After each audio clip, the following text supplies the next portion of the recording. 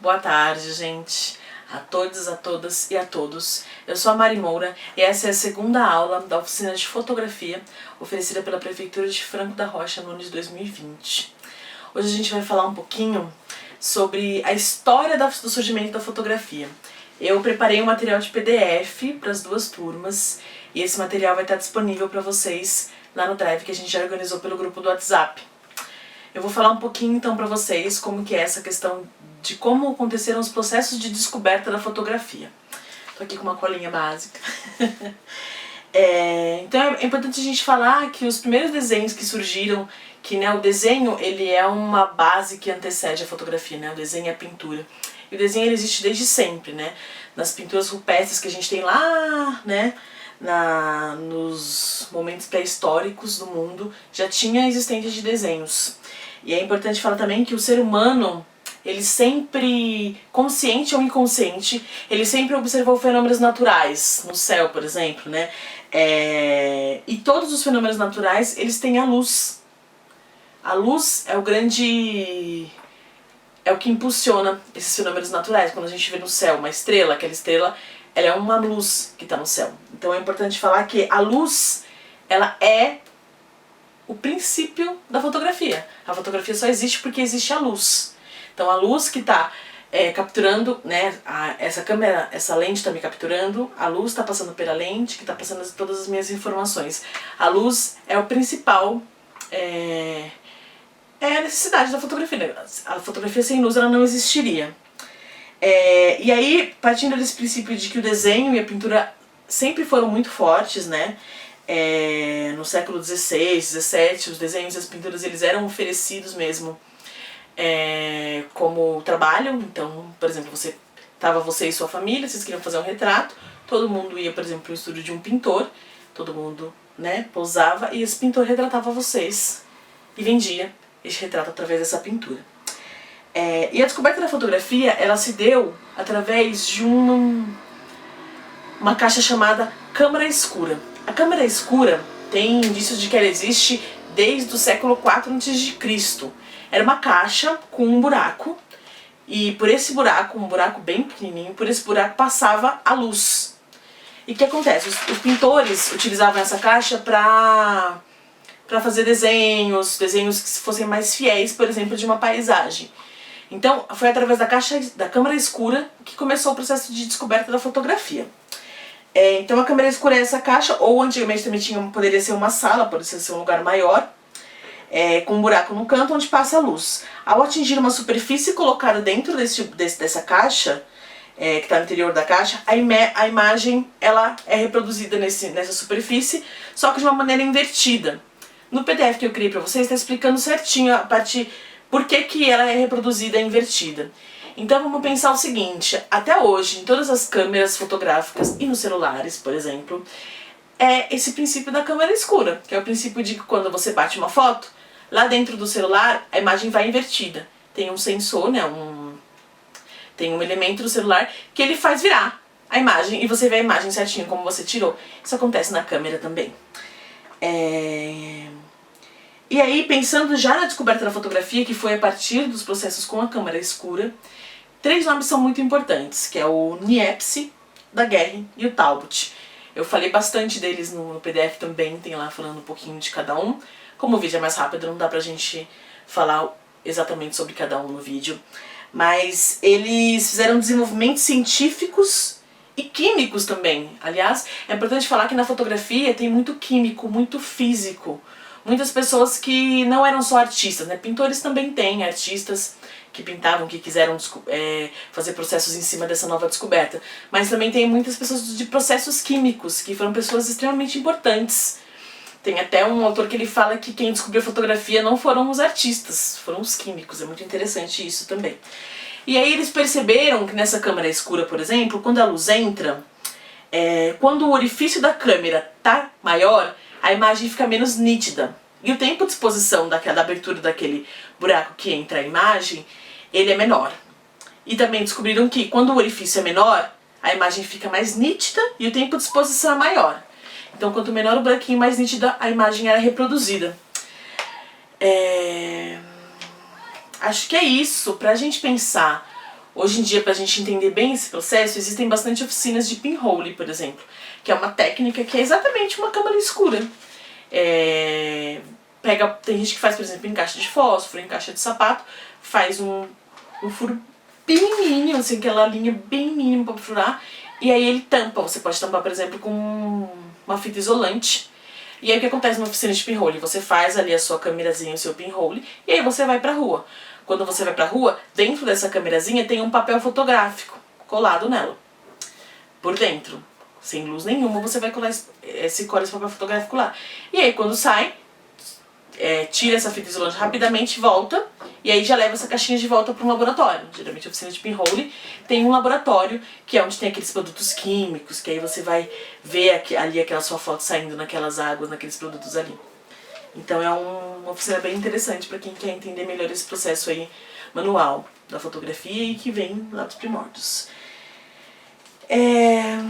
Que mais? Então já falei que no século 17 e 18 esses químicos eles ficaram muito experimentando como que na câmara escura, por exemplo, a imagem era reproduzida. A grande questão foi descobrir como que a imagem ficava fixada num papel. Essa foi a contribuição do Niepce, do Daguerre e do Talbot que a gente está comentando aqui. E aí o Niepce ele começou lá por 1822 e 26, ele começou a fazer experimentos de produtos químicos. Lá no PDF tem certinho quais eram os produtos que poderiam fixar essa imagem num papel. Ele fez vários experimentos, tem uma imagem que se chama, o nome da imagem é A Mesa Posta, é de 1822. Ainda não é considerada a primeira fotografia porque nem o Niepce ficou satisfeito com o resultado dela. Mas em 1826 ele faz uma outra foto que é da sua janela, que é da sua janela. A foto tinha 8 horas de exposição. Quando eu digo 8 horas de exposição, como é? Esse celular, por exemplo, ele vai tirar uma foto instantaneamente, Você vai bater, pum, a foto ficou boa ou não ficou boa. 8 horas de exposição quer dizer que quando ele batia, quando ele abria ali o orifício da caixa que ele estava fazendo esses experimentos, é como se eu mantivesse a câmera aberta. O clique da câmera ele não era rápido, não tinha nem o clique na verdade, Mas só pra vocês tentarem entender, tentando explicar. É como se eu batesse a foto e essa foto ficasse o tempo todo, 8 horas entrando luz. 8 horas. E aí com essa exposição de 8 horas ele fez a primeira foto, considerada a primeira foto, que é essa vista da janela dele. E ele conseguiu uma melhor fixação do que a foto de 1822, que eu falei que é a da mesa posta. Esse procedimento do Niepce era chamado de heliografia. E aí o Niepce segurou um pouco esses processos, essa foto inclusive é de 1826. E em 1829 ele conheceu Daguerre, que era um francês também, Aliás, é importante falar que essa descoberta foi na França. E aí quando ele conheceu o Daguerre, eles se juntaram, porque o Daguerre também fazia outros experimentos com uma caixa também que ele chamava de daguerreótipo. Era um outro processo, mas foi um processo que ficou muito popular. E aí, em 1833, o Niepce morre. E o Daguerre continua os experimentos com a daguerreotipia, que ele pegou também muito, eles eles se juntaram nesses processos, e o Daguerre conseguiu, inclusive, melhorar os processos dele através dos experimentos do Niepce. E aí, concomitantemente com os estudos do Daguerre, tem um inglês chamado William Talbot, que ele começa a experimentar outros produtos químicos para fixar as imagens também. E o Talbot é importante porque ele fez a primeira imagem negativa. Negativo como é? Quando a gente antigamente, pode ser que alguns de vocês já tenham revelado filmes, por exemplo. A gente ia mandar um filme para revelar, certo? Numa casa de impressão de fotos. E aí a gente recebia, a gente entregava um rolinho fechadinho, pum, recebíamos as fotos em fileirinhas. Fileirinhas que eram transparentes, de uma cor marrom, preta. E aí a gente olhava assim na luz, a gente via, nossa, aquela foto. Inclusive, se vocês tiverem isso e olhar na luz aquela foto vai estar invertida. E aí no processo de impressão desse filme, ela tá como a gente vê. É importante observar isso também. E aí é graças ao Talbot que tem essa questão do negativo. E é uma questão que permeou por muito tempo a história da fotografia.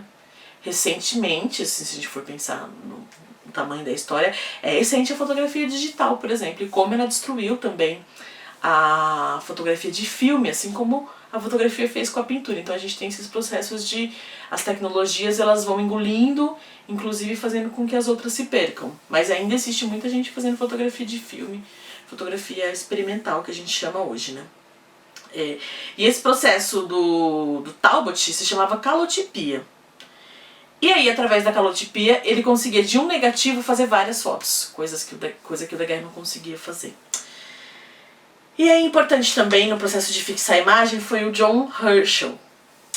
Ele conseguiu um outro produto químico que melhorava as imagens e era um processo que chamava de cianotipia. Cianotipia até hoje ele é feito bastante em processos experimentais. Eu até coloquei no PDF, é uma impressão azulada. Não fez tanto sucesso na época quanto o daguerreotipia, porque as pessoas não gostavam muito desse tom azulado das imagens, mas a fixação era bem boa.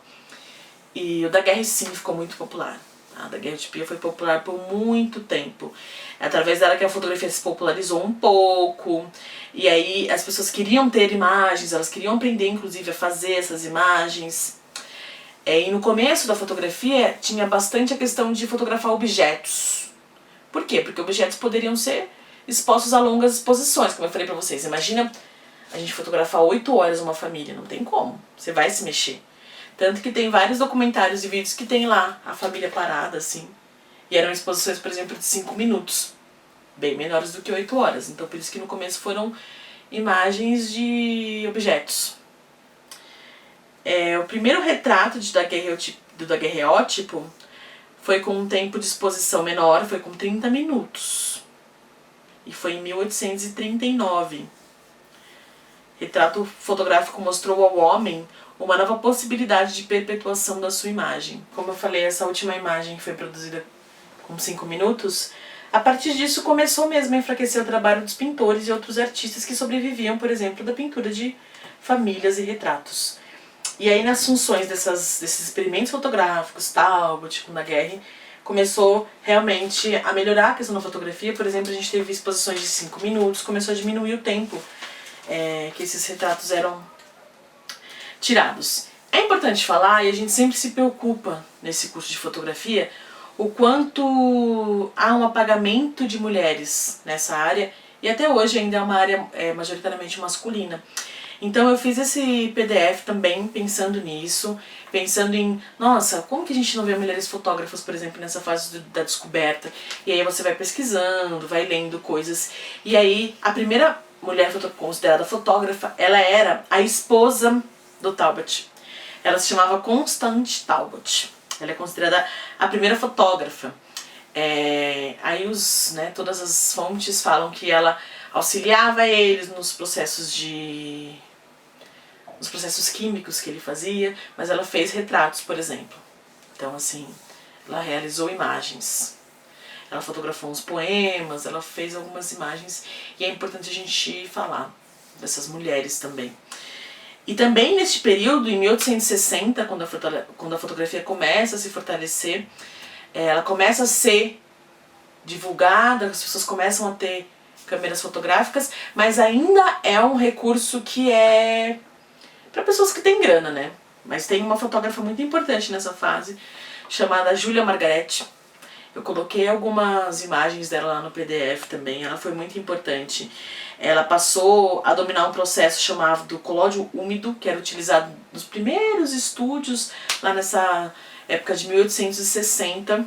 E ela passou a dominar esse processo, e ela resolveu fazer um estúdio e um laboratório na casa dela. Então alguns cômodos da casa dela ela tirava foto das pessoas, como tinha que ser uma revelação rápida.